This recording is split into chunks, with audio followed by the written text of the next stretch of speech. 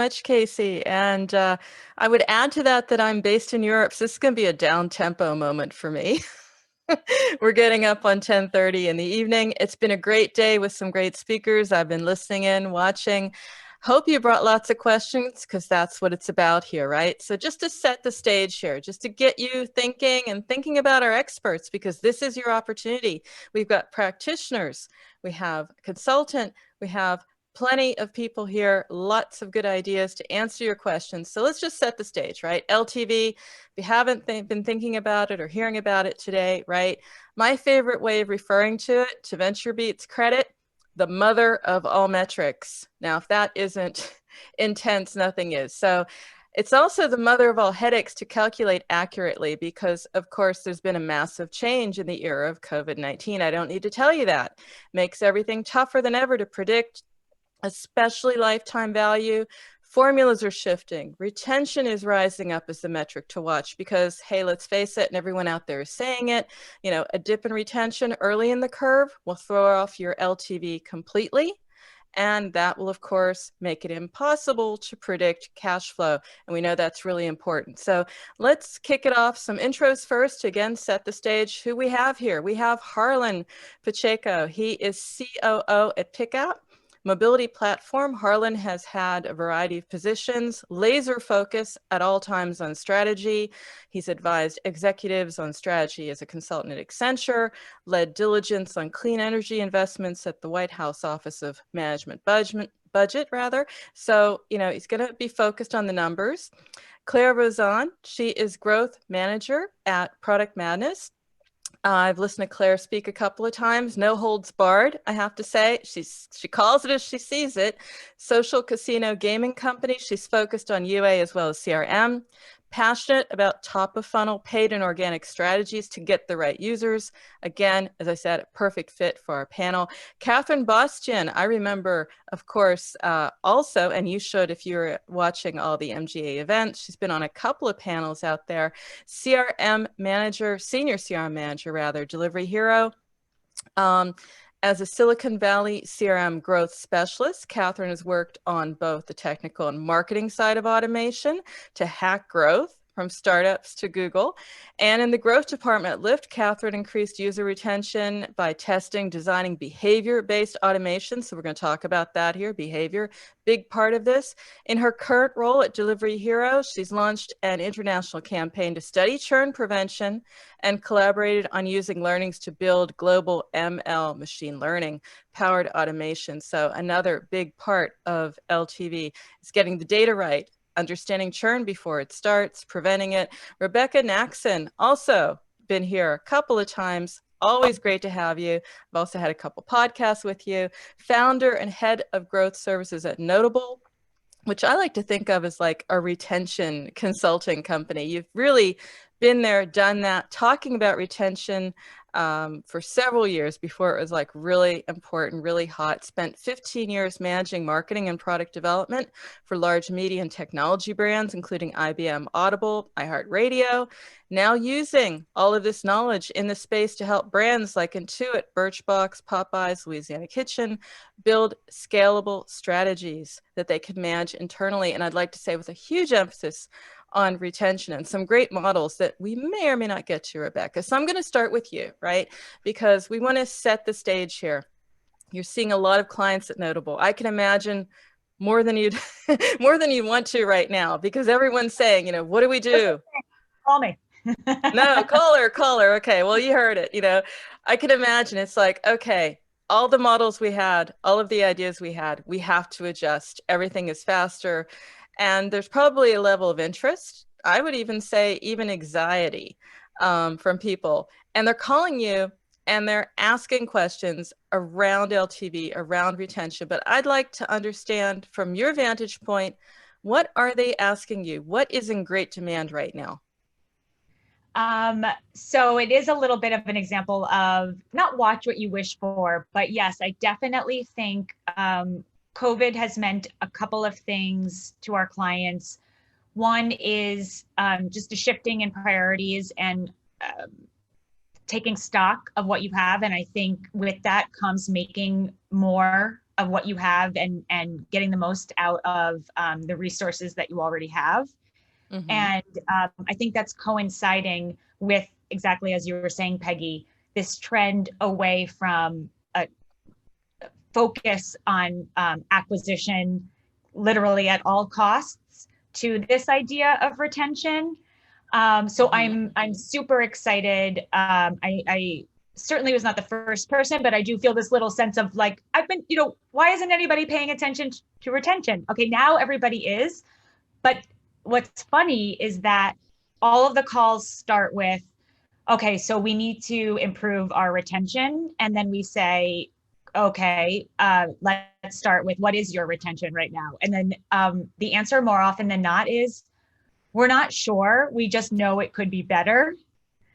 And so to me, the next part of this conversation is to come back to LTV, because, at the end of the day, retention, just like open rates or acquisition numbers, is all this way of getting to revenue and the value of your users. So you don't want people to stay in memberships so that they're using your service a ton of times if they're not at the same time contributing to the revenue, unless you're running a mobile app charity. So why are we concerned with retention? Well, because the longer people are with us, the more chances we have to collect either monthly subscription fee or for them to shop with us, right? So now we need to find some way of defining what can be a complex metric like retention. And so we need to connect that to LTV. So that's the next conversation. Okay, we got you with retention. Now let's talk about LTV. Because that's how to make sort of like this really understandable, actionable, put it back into the LTV equation. To make certain that you can predict something from this beyond just the fact of like people are going to be coming back. And as you said, your clients, they want to know how to do more with less. I fully get it. We'll come back to some of your points in a moment. I just want to do a little bit of a round robin here. Harlyn, let's move to you, because you are about being data informed. Your background at Accenture, your career, COO, CEO, you understand what is important around driving frequent use and retention. You have a growth company, which shows me that you understand LTV because you're growing. You understand how you can grow based on what you can calculate in a meaningful way. But I'd like you to share a little bit how you've done that, because when you're focusing on improving and calculating LTV, you're thinking about frameworks, you're thinking about models. Maybe you want to share a little bit of that. Yeah. Thanks, Peggy. Glad to be here with everyone. I'm going to take some notes from some of the other folks that are going to speak to make sure that anything I do moving forward incorporates everybody's experiences. So I'm at Picap. We're a mobility and logistics company. We have the biggest fleet of motorcycle drivers across Latin America.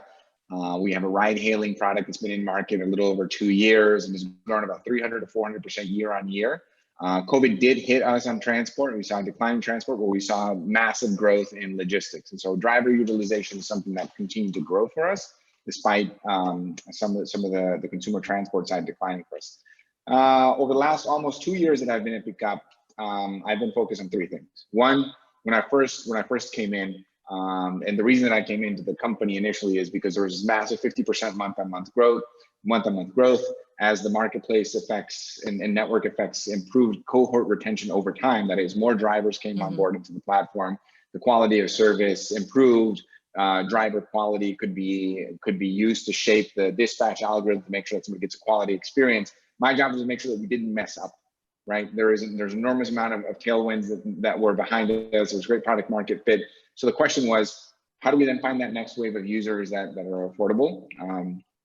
And what channels are they operating in? This is a product that somewhat seems differentiated because it's motorbike transport and not car transport. And so there are different channels in which our user segments lived in. So I was thinking about CAC, right? How to continue to optimize that, because we're a company that's only raised about $6 million and operating at near profitability has always been a mainstay of ours. Two, I was then interested in thinking about how do I drive long-term engagement. Great. So when I came in, our average user was doing 2 rides per month. the end of 2019, which is the last peak of transport that we had, our users were doing about 4 rides per month. How did we get there? We looked at what predicted a user's third and fourth rides. We had a number of users going on the second ride, and we're using advanced tools out there. I don't know if y'all have seen something called MindsDB, which is like a predictive layer on top of the database that can help to identify when event Y happens. So if you give it a massive database with a number of columns, a number of rows, you can identify when Y will happen, what variables are involved in that. For us, it happened to be driver quality. For us, it happened to be certain distance routes. And for us, it happened to be whether a passenger was taking a ride in the morning or in the evening, and or how much traffic they were hitting. So we use those factors to actually shape product to make sure that we can drive additional retention, engagement, improve LTV 200%. In a matter of about 7 to 8 months by shaping product and then ultimately improving LTV. So efficiency of cost of acquisition in channels, improved LTV by shaping and optimizing product. And nowadays we're actively thinking about not just the demand side of our marketplace, but the B2C side that's returning because many cities are lifting lockdowns across Latin America, but also how we shape that across our driver, our supply side of our marketplace. And I'm happy to get into that more later on. I just want to allow other folks to also share their perspectives too. I have to say that's phenomenal increase in retention, Harlyn. I mean, that is really, I just want to touch on that for just a moment because I think that's really important. Part of it was making certain you had the product right. And we'll be hearing about that because without a good product, you're not going to retain. It's not going to happen. But also, looking at those events, what you considered to be a valuable user. It wasn't the first time ride, the second time, it was the third, So really thinking also about how you're defining that. What is going to be the key indicator of the type of user you want to acquire and keep? I just want to understand, is that a way that you approached it because you learned that by trial and error, or that's what the data told you? Because that's a very specific approach. And I think there's a lot to learn from that as well, because you defined it so, you would say normally narrowly, but actually very, very, in a very meaningful way. Yeah, so, walking into the situation, I had this hypothesis. Some passengers have good, positive experiences, and that's why they stay with us. Some of them have negative experiences or suboptimal experiences, right? Delivery excellence and product excellence is something that I always sort of aspire to in any product or company that I've ever worked on. And so this hypothesis, I had no idea that it was going to be the third ride, or I had no idea that it was going to be something that eventually would unlock all kinds of growth for not just those specific folks that needed to take that third ride, but for our aggregate ecosystem, right? The more people are taking rides, the more the happier drivers are, and the happier drivers are, the better quality rides they're going to be providing. There's some learning, right? We know the stories and the old adage about Facebook. Whenever somebody added their 20th friend back in 2005, 2006, then engagement and retention and all kinds of daily usage, MAU usage, DAU usage went up incredibly. And so you walk in with those basic lessons and you try to apply that very basic lens and framework to whatever the specific situation is. I was fortunate to do that. I was fortunate to be working with talented engineers, product folks, BI folks, and some folks that knew machine learning and said, you don't have to go deep down machine learning. You can just use other tools out there that allow you to do some very basic correlations and very basic weight determinations of the factors that influence whatever kind of output you're looking for. So it was a great opportunity. I want to say that I had something to do with it, but I was also really fortunate to be working alongside really talented folks.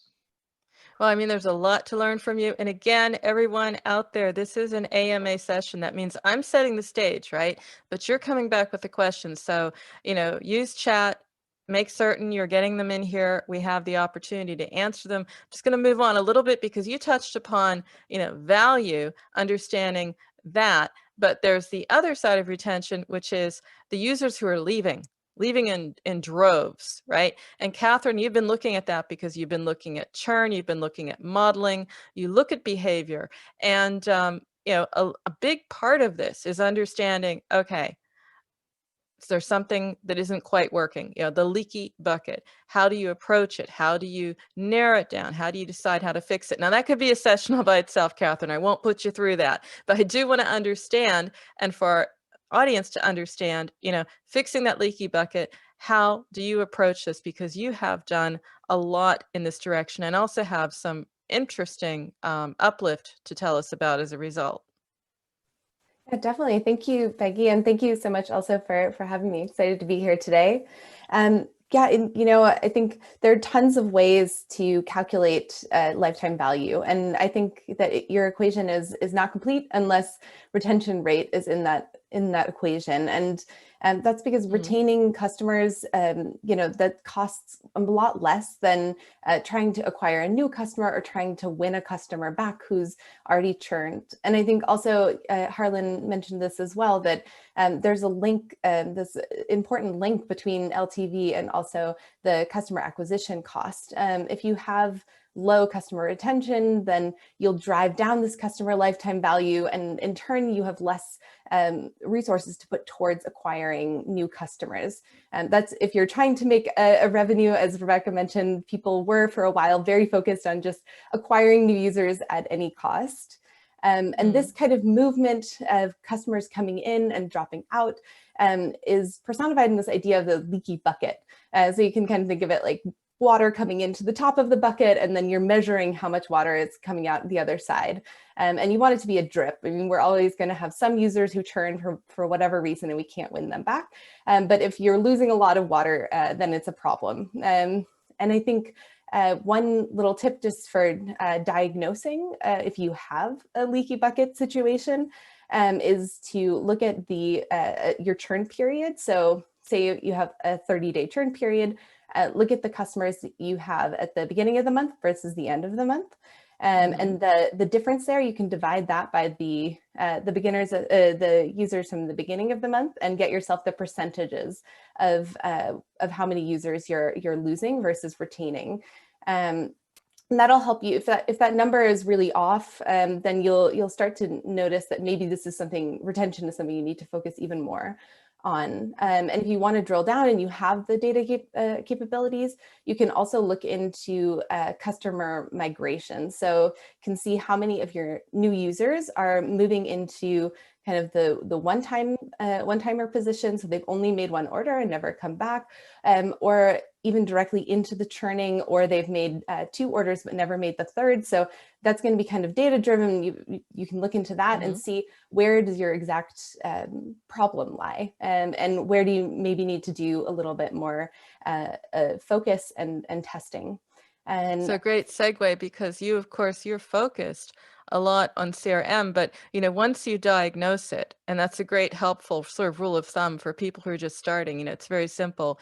Look at this, do the math, then you find out, give me some idea about ways to fix that problem. We've diagnosed it. What are some quick fixes or helpful fixes that you've even tried? Definitely, yeah. So I think like the first step is then also to look at exactly what areas you can run experiments on. Obviously, I'm biased. I think CRM is an amazing tool for retention, and it allows for a bunch of simultaneous experiments that you can do to really understand and even further diagnose the problem and potentially fix it as well. You can do that also through addressing potential concerns a user might have in a conversion flow. That's something that I've seen where we asked users to enter the credit card code, and we used actually CRM communications to understand what hesitations customers had about entering that code. Then also another potential cure. This is a little bit controversial, but you might just be acquiring kind of bad users. There was one time we ran an experiment, I ran it with product, in order to actually add friction to our sign-up funnel. So we added multiple additional steps that users had to go through because it had been previously super easy. And we actually did this with CRM in-apps that were made to look like product in-apps because it's really fast to build those and to experiment with them. And we found that actually we did get higher quality users in the end, and those users were better retained in the long term. I've had similar. I've had similar Very fascinating. That it is goes really against the cool. basic, laws of marketing, but it somehow works. Yeah. Yeah. That is very cool because I wouldn't have thought that. We hear about, oh, remove the friction, make it Yeah. easy, make it simple, make it, dead simple, keep it simple. Here it is, just make it a little bit harder so people really mean it. They Yeah. really mean that they want to come into the app, that they want to engage with you. We have to get into that in a bit. That's a new one for me. And Cool. been there, done that one. So thank you. My Um, ears perk up when somebody says I did something that's a little controversial. So, yeah, I'm inspired by that Catherine. is cool. Why not try? Experimentation mindset, right? Worth a try. Absolutely. Yeah. Okay. Well, Claire, you're in gaming, and that is the one that had like the best time, right? Because it's just an outcome of that. You can read the reports everywhere. It was just an explosion. Why? Because we're confined to our homes. We're experimenting with games, an avalanche of organics. So now the question is, and everyone is asking this for games, what are you going to do? Because things are going to start. All right, maybe not right now, but in theory, we're going to readjust and we're going to be reopening. And that means you need to focus on retaining the users that matter most. You got an avalanche of people, um, and it's about picking out not just the high growth users, the high value users, but making some choices. What are you doing to do that, to make those choices, to say, okay, driving install isn't the end game. It has to be about retention, but I need to make some choices, right? You can't retain everybody. Yeah, 100%. So I agree. Like, I think a lot of marketer on the top of the funnel user acquisition, so a lot of opportunities there. And we didn't know actually if it was or not an opportunity, because as you say, Peggy, at the end of the day, if we have a lot of install because just people are bored, they are more on social media, they want connection, and at the end of the day, they have no interest in our game, maybe it's not the best for our CRM team. And I think it was a really challenging time to kind of segment those users, not to treat them as user, because actually they might have some new opportunities for us, like maybe to wider our business, for instance. And sometimes I quite agree with Catherine and Rebecca. Doing a lot of A/B tests also on the onboarding and adding more friction is way better. When you have people really highly that have really big interest in your games, that they really know what you're actually doing. And it's something I saw on dating, for instance, on matchmaking especially, where you have dating application. You want this to be really long. You have a really long onboarding when you ask a lot of things to your user, and where you actually get super interested people that are going after to subscribe and then pay. So I totally agree with the feedback Catherine and Rebecca said. I think the big challenge is now on all CRM team, because we had a lot of users and we need the payback window from those users, as you say, Peggy. We need to have our money back, basically. So even if we have more users, we expect the same and even more money to be back. So definitely, now everything is on how to segment and how to get the right price of each user we had during this time, and to see actually what is this LTV of those users, and segment it the best way to have the best return on investment. Because it's not about day 7, it's not about day 30, it's about all these payback windows that we are going to have from those users we don't know who they are actually, and that didn't even know our game. So it's also a challenge to make it a success. And here the onboarding from customer relationship management is really key on my sense. So we're hearing that again, CRM, again, it being part of this, not keeping it simple. Very interesting. I want to cut away to just check in with Casey. Casey, do we have questions coming in from the audience? Not yet, but I actually have a question. Okay, cool. I've got tons of them here too. Let's hear it, Casey. So this may be completely off topic, but I'm just curious, what could potentially be automated in the CRM process? Where are some points that could, alleviate labor or time or resources? I can speak. Oh, go ahead, Rebecca. Well, there was something in, thank you, Harlyn. There was something in what Catherine said that I want to dig into, because Peggy, you know, I'm a big fan of like the shades in between, and I don't think this idea of just acquisition being one side and retention being the other. And so, Catherine, there was something in what you said about just moving people, gradually moving them. I visualize lanes, and I have this slide that I call Project Fauci, because I call it, it's all about bending the curve. Because if you think about your either your engagement or your churn, and the churn is probably going to be the most dramatic one, like pretty quick, a big chunk of your users just disappear. And if you can get a small percentage of them to stay one additional window, pay one more monthly subscription fee, or Harlyn, I mean, I loved your example of the, you know, get them to take that one more ride, right? Even if it just winds up that still is the last thing that they do. You know, you could probably off the top of your head tell us if 10% of your users took one more ride, what would that mean in terms of additional revenue? So I think retention starts to sound so scary when when you think about it, of like, what am I going to do? How do I get, well, let's just take it one step at a time. And that's where we're using CRM automation of what are these life cycle flows that are set up to move somebody from ride 1 to ride 2, ride 2 to ride 3. And the last piece of that is, Peggy, we've talked about usage windows before. Yeah. 9 out of 10 times when we're working with a new client, they'll say our welcome series, I send it out on day 1, day 3, day 5. It's 3 emails. And we can push. And my first question is, why 3 emails and why days 1, 3, and 5? And the answer is almost always, I don't know. I've got 3 things I want to tell my users, and those seem like the right days, as opposed to looking at your data to say, right. I mean, for a lot of people, if you're waiting until day 5, a lot of people are going to be gone. Plus, the question is, what's the message that they need to see first that's more likely to get them to day 3? But you inch your way into that. But as you start to run these tests first manually, once you get some confidence in your optimization there, you should be setting that and then moving on to the next test. Harlyn, you've seen that up front, you know, firsthand, and she's put it, you know, Rebecca's really put it really well about that. Just one more.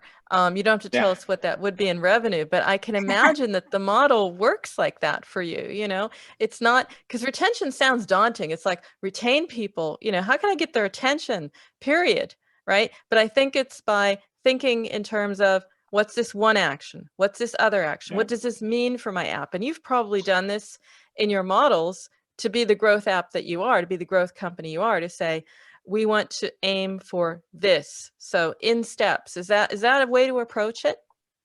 Yeah.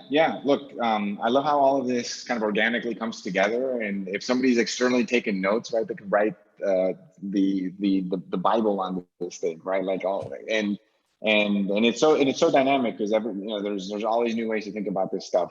I have this table in my Tableau that shows me different segments, right? And these are not necessarily segments based on engagement, but these are segments based on users that take rides in the morning, users that take rides in the evening, users that take rides in the middle of the day. And then I have columns that show me users that take 1, 2, 3, 4 times. So I can tell you at each of those nodes what we need to do to move someone further down the rides path. And I can also tell you that if we can move someone to start considering another time of the day or another use case, maybe sending each other packages or something. This is actually how my logistics business was born. Then my LTV just begins to explode. It was that way to move packages that I eventually found a way to bring in 10,000 small, medium-sized enterprises to use our platform to move packages on a monthly basis, because I was just naturally nudging folks to go in that direction. And how do I nudge folks? I and my CFO and my CEO actively think about how to make this ROI positive as quickly as possible. So if I have CAC to LTV, I also think about how to use different kinds of incentives for retaining my best customers. Maybe I have somebody who's already taking 3 rides a month and they don't need my help to get to that 4th ride. In fact, I know they probably don't need my help because I've spent money there that's not necessary. But if I can move them to start using our service in the evening, and I can automate that CRM process by automatically recognizing that they have not gotten to that level of events, I'm gonna win, and so are they, and so are our drivers, and those win-win-wins for marketplaces are the magic. We tend to think that the more that we identify new segments, the more we're going to unlock more value for our drivers, the more that we're going to have happier users, and the more that we're going to be able to grow efficiently. Interesting factoid: we have better cohort retention than Uber does, and I would like to think that it's in part because we figured out how to serve an underserved part of the population across different parts of Latin America. But I also think it has something to do with the force function of needing to be efficient and needing to get to near profitability by understanding our users and our drivers a little bit better than everyone else. That is really impressive. And there's so many lessons in that.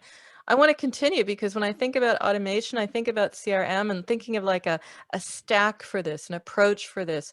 I got to think of you, Catherine, because you're looking at this, you're studying this, and you've done a lot. I've seen some of the success and written about it at Forbes firsthand around Delivery Hero. What can you share? I mean, Casey's question was, what can we automate? Where can we try and streamline this? What have you seen? What have you tried? Yeah, thank you, Peggy. Automation is something I'm super passionate about. And Yes. I think it's also great that I get to work in CRM, which is a tool that lends itself really well to automation. And to play a little bit off of what Rebecca said as well, I love this idea of testing assumptions. And I just love that you said, why these exact days, why 3 emails? And I think that's really where the human is essential in this creative thinking process, in this creative problem solving process. And then let the computers do kind of the more tedious part and also make things possible that weren't ever possible before. One of the projects that I've been working on at Delivery Hero is to automate testing on a huge scale. So we created this project where we had over 130 different voucher variations. And we tested this across 16 different countries, about 1.5 million users. And this would never have been possible manually, right? You couldn't set up a campaign for every single one of these voucher variations. And we were able to run it using a combination of, I'll shout it out, Braze is our CRM tool, and then also Google Sheets and Google App Scripts. So that's the stack that we use. And we actually had the sheet be callable. So it was very easy to update. And the sheet was callable from our tool so that it would retrieve randomly a voucher value combination. And Harlyn, to your point as well, I think there's an intimate relationship between the customer satisfaction and LTV. And what we were trying to figure out is what vouchers work best in what countries or in exactly what cities. And even eventually, now we're at the level of which voucher works best for which customer. And that's something that we're now doing using machine learning. We're working with our marketing tech team. And now when users go into our vouchering campaigns, it's not, oh, I think that this user should have a $5 voucher. It's the machine knows which one is going to be the best voucher for that user. That's phenomenal. I'm thinking about the test that you did and how you did that. There's so many lessons in that. I can continue with Claire for just a moment. I mean, because there in gaming, really, there's only a couple of levers that you have, quote unquote, left from what I've understood. One of them is testing creatives, testing messaging. How are you approaching that? Are you able to automate that? You want to share maybe a little bit into your growth stack? We heard from Catherine. She told us, the tools she's using, a couple of them fairly simple, Google Sheets, Braze, some others. What about you? Yeah, on our side, it's kind of the same. We have our UA, which is kind of in the data lake where you have all the automation you can do from top of the funnel until mid of the funnel and end of the funnel. But I would say, to be honest, that during a challenging time as COVID, I would take CRM automation with a pinch of salt. I remember when I received some mail from CRM about going to the restaurant when it was just off because it was in lockdown. I think it was one of the most challenging things as well to kind of see behind this automation. And don't forget that customer relationship management is also about the user, and we need to adapt to the situation that was really different depending on the country and the location. So we, of course, adapted all the creative and even the re-engagement paid creative depending on the user journey. And we also retarget them, for instance, with the IPs they play with to kind of make them come back, which worked really, really well because, of course, when you see an IP, you get used to it. And after you have some, for instance, frequency to come back, it always works better than you just have something you don't know, you don't maybe even remember the application, right? So it really makes value in your advertising you're doing during those challenging time. But I feel like also users, they wanted some adapted message. And, you know, like even when I was working for a competitor in France of Google Maps, I remember like we had automation as well. But when everyone was going in strike or with the transport and everything, like you needed to kind of have some flexibility and kind of see like that your segment are not going to overlap. So I would say automation for LTV is really important, but also you need to follow it very carefully. Like for instance, in mobile, like the playtime increase of 62% during Q1, it's really, really big. And the AIP as well. So the LTV was really high on short term, and we just didn't know like it was about to evolve in long term.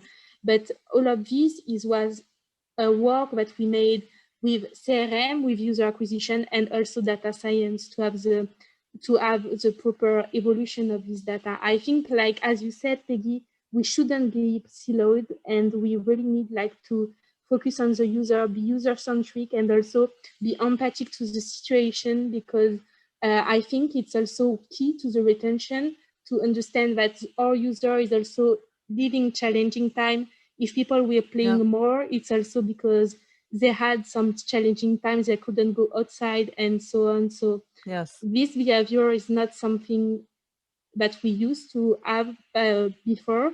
Maybe it's something that user will get used to, but we can't predict future and we can't know how it's going to evolve. So that's why I will be really careful about all this automation, and we follow it really, really close. Yeah, that makes perfect sense because we have to adapt these models, and that takes, you know, creativity and thinking to adapt them. Makes perfect sense. Just want to check and see if there are some additional questions, particularly on automation, maybe from our audience. Casey, what are you seeing? Nothing at the moment.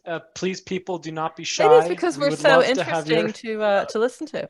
You're already answering all their questions, apparently. That's what I think it is. I think they're just, you know, we've got it. I mean, we'll talk about that. We'll talk about readjusting, because the big question out there, and maybe people don't even want to ask it or think about it, is, you know, what do we do? What do we know? How do we know we're in the phase? We're, you know, reopening, readjusting, whatever you want to call it. I always like to be positive. You know, it doesn't have to be a return to normal. It can be something different, maybe even something better. And we do then need to adjust LTV models.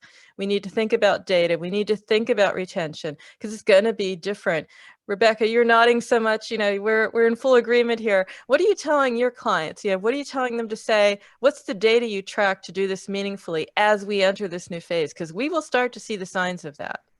Yeah, I was speaking with a client this morning who was talking about zooming out and zooming in, and I have been kind of zooming out and zooming in as we're talking about all these different topics, because I think sometimes when I'm working with clients, the first thing is to go really big to make sure that we're not like in our silos, and we're not just in this sort of self-fulfilling cycle. But then, of course, the question is, how do we make something happen? Now, how do we put one foot in front of the other? And I think, Claire, I was nodding a lot in what you just said, because the back and forth of automation, and anybody who's at a small organization looks at some of these larger organizations and thinks that's something that only somebody with a ton of resources can do.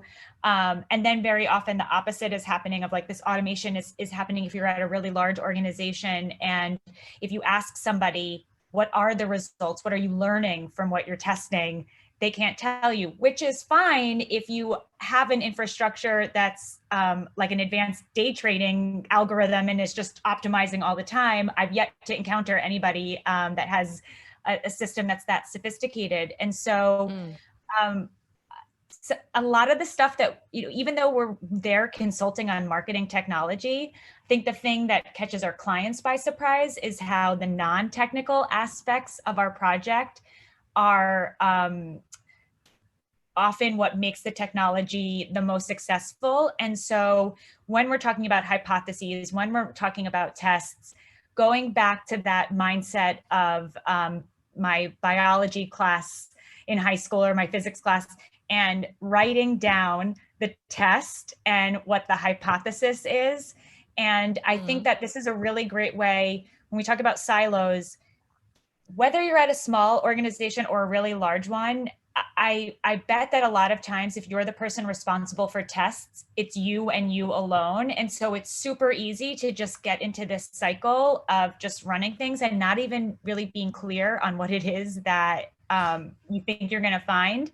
And so many clients that I'm working with will say, yes, I'm doing A/B testing. So they're always running tests. And then if I ask them when the last time was that they stopped, looked at the results, not in a like, this subject line, this time beat this one, right? Because if you're running an A/B test, one is always going to be better than the other. But month over month, are you getting smarter? Are there certain things that for the time being, you don't need to test anymore? So just having a template or a brief, if nothing else for yourself, is to write down, this is why I'm testing this. I have this idea. This is what I think will happen. Also, this is what success would mean. Like if one test has a 2% lift over the other, is that a success? Is it not a success? You going back to what I said about people not even knowing their retention rate. Yes. I've worked with a lot of clients that then I say, well, was that successful or not? And they can't say if it was successful or not. So even if just for yourself, you write that down, I think that's a way to, I loved how Claire phrased it, taking automation with a grain of salt. I think that would be a great blog title. The natural next step after that is if you've written it down for yourself in that way, now can you share it with at least one other person in the organization? Can it even be, look, I just want to say this out loud, because if I say it out loud, I'm going to hear it, right? But have you, and now if just one other person in the organization understands it, are they going to contribute, right? So that's how it starts. So both of those things, if I'm talking to one client that's not using any automation, it's like, let's go really high in the tech. If I'm talking to somebody who's using a lot of the tech, it's like, do you even have the fundamentals underneath it? Those two things have to work in tandem for you to be getting any value out of that automation. I love that idea. And I love the idea of like a retention routine. I think that there's something here that our audience can take away with from this session. So I'll ask you, Harlyn, you know, you have also been very focused. This has been very, very structured at your company. It's definitely not a hit and miss. What would you say is the retention routine? Maybe for you personally, maybe for your team, because I think that's something that we need to share here. If we can give people an idea about how to approach retention, because that will ultimately improve LTV, we've given them a way to look at this more systematically. Yeah, and that's kind of where my mind was going. A great job on guiding us in that direction, Peggy. I think what Claire, Catherine, Rebecca have all been saying is teeing up nicely, you know, what do we need to go do after we click off this? Where do I need to go standardize? And I used to work, my first company was education technology, and this conversation I had with an investor once, he said, look, there are these things out there called Common Core State Standards. These are what kids ought to learn. And at some point in time, he said that those are great, but like, what about the operating standards? What about the like ways to ensure that we are bringing the right curriculum, training folks the right way, looking at the right data? And that's stuck with me ever since across every industry and every product area that I've ever worked in, which is, what are the operating standards? What's the sequencing? What's the revisiting of sequencing? Who needs to be in that first room? How big should that circle be? Like the process of not going too far in the direction of automating or too far in the direction of being so into the details. That process needs to be dynamic, is what I've learned. Some weeks I love when my data science team says, I'm gonna go figure out what explains this thing. Some weeks I need to empower our marketing team to go do a bunch of creative stuff because the data science team made us boring. And so that's the way I think about kind of operational standards for this, is that there's a key set of stakeholders that should be involved in growth. I think I bring the growth lens, right? We have a growth team, we have a marketing tech team, and that's how we eventually arrive at LTV and my company.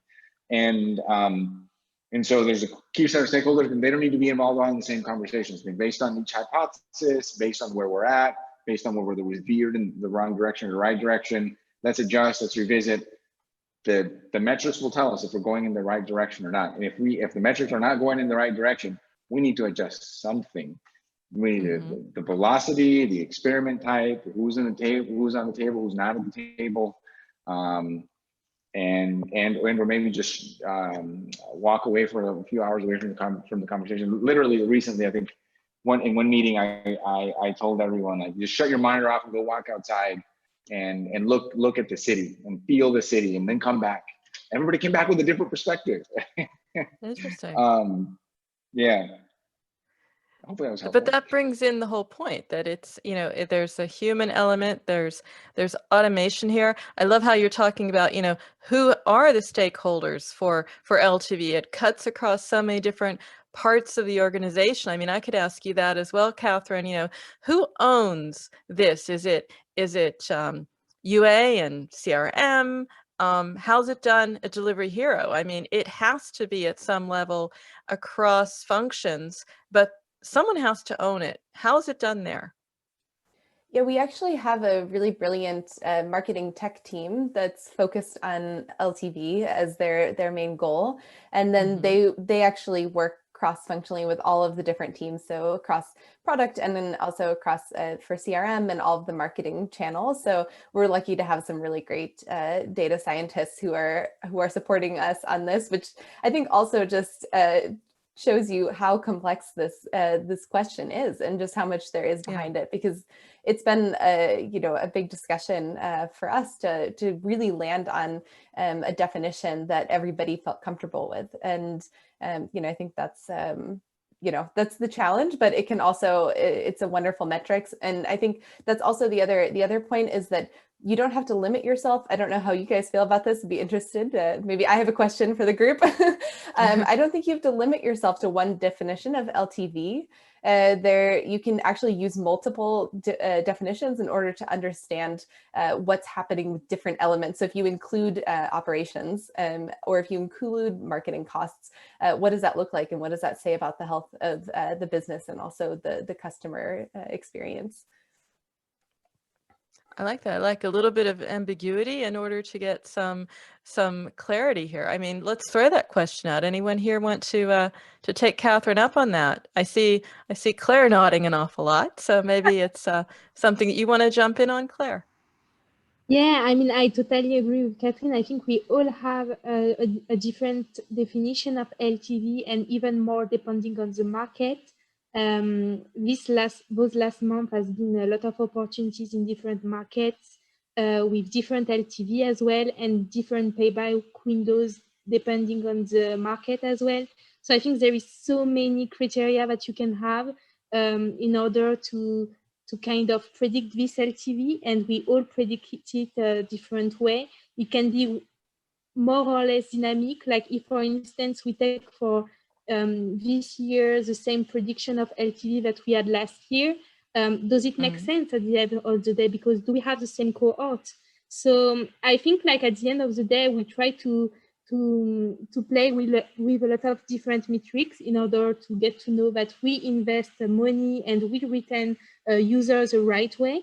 But we need always to step back and to see like all the flexible environment that is on us. Because for instance, during COVID, in-app purchases increased a lot. I think it was an increase of more than 30% around March, and it's not something that lasts long. So definitely, like I agree with Catherine on what she said and on all the calculations she gave at the beginning of the session that are amazing, like to take the number of users you have and the number of churn you have at the end of the month, because you really need to actually follow those metrics and even more in CRM, because it's really representative of who enter in your game. And you know, even if in any app, like you want to know who is in your house, it's the same for your application. You want to know who is in your application and who stay and why they leave. So it's like your home. Really asking some super basic questions. Everyone's nodding, saying, yes, we have to. I mean, it's great because what it tells us is that we can go backwards and actually get some things right in this period of time to get ready for the next round. Because I think that these are the questions and the things that we weren't examining because we were so focused on UA. So it makes, actually everything turns out really well in the end. In a way, we can tweak and we can fix and readjust those models for a time of readjustment. Just want to check one more time out there, talking about great questions because we're having a great time here, but I will open it up a final time. Casey, anyone out there have any final questions before I wrap up this amazing panel? It doesn't look like it. Doesn't look like, because we did a great job. You've done an excellent job. We've got it all everything. here.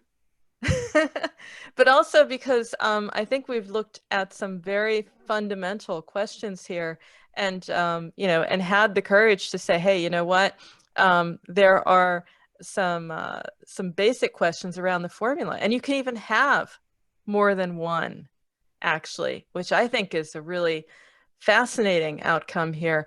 Let's just take it, because we're at the end of the day. You know, we can sort of just say sort of like one thing. I'd like to leave people with something to think about, to take into the next session, take the next deep dive, take on to social if you want to continue the conversation, right? I'm sure this won't be the last time, because I'm looking forward to writing a summary article about all this stuff. We've captured so many just pure gold throughout. So I'll do a round of all of us, you know, leave me with one thing to really think about, to focus on, laser focus on like a question or something we need to think about as we're approaching improving LTV. So I'll just start with Rebecca because she's the most active here. She wants to say something. She wants to tell us something. I know what mine is, so okay, I'll go for it. Extra seconds to think. The question that you have teed up for me that I hope all of us on this panel can continue amongst ourselves or in a future panel discussion is how do you define lifetime? So is lifetime like if a person leaves, comes back, like my whole lifetime? Or do you have this window of, Rebecca might have a bunch of different cycles that she uses our product, but we sort of have a natural window and she can almost have 3 different lifetimes with us. Cool. I love that, because of course, as one cycle ends and you come back, how do I also address you? Because I've been coming back to a lot of apps that I think, oh, these poor people, these poor app marketers, they're looking at my behavior saying, what the, you know, Right. And there it is. I'm coming back, but I'm different. It's a different life cycle, and to treat that differently. That's a great question. Do we even recognize you when you come back, or have you changed so much that we need to onboard you again? Absolutely. Catherine, I'll go with you next.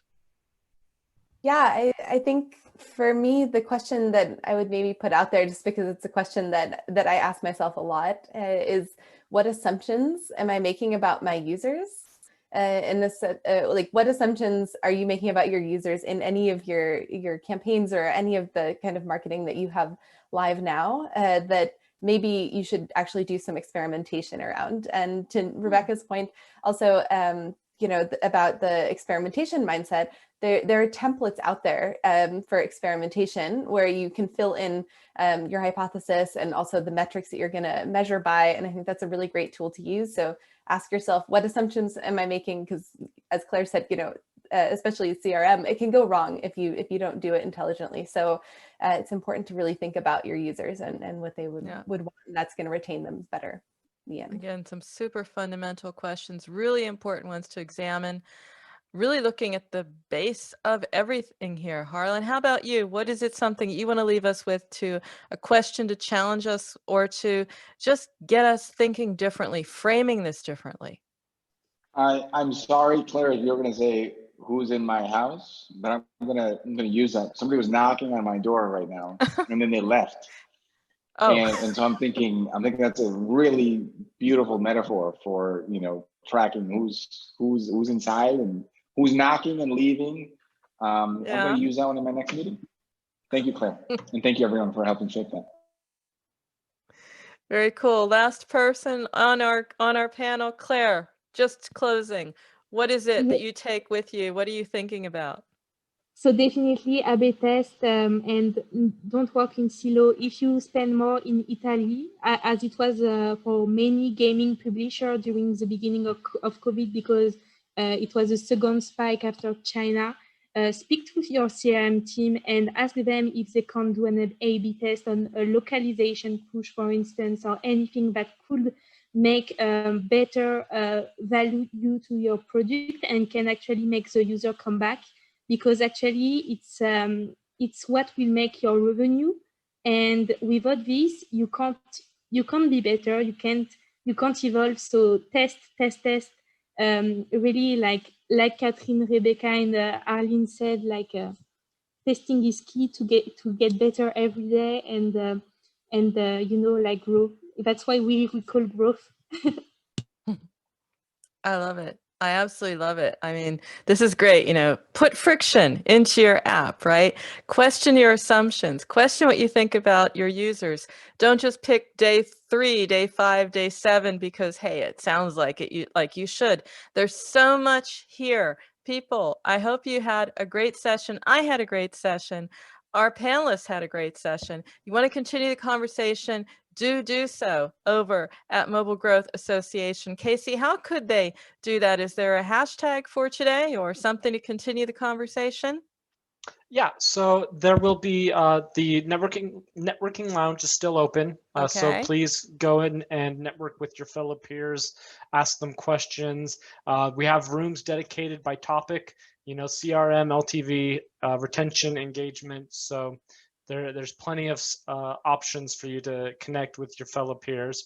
Also, we do have a hashtag. It's hashtag MGSLTV.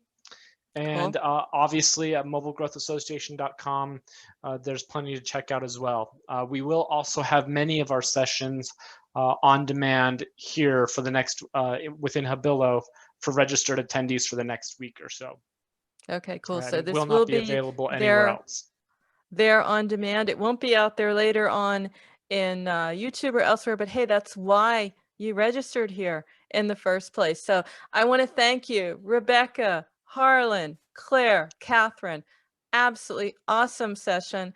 For me too, this was amazing because now we know that this is new territory and we can try new things. It's not LTV as we knew it before. So I think that's exciting. Experimental mindset. Thank you, Casey, for the opportunity, and thank everyone for tuning in. Thank you. Have a good night. You too.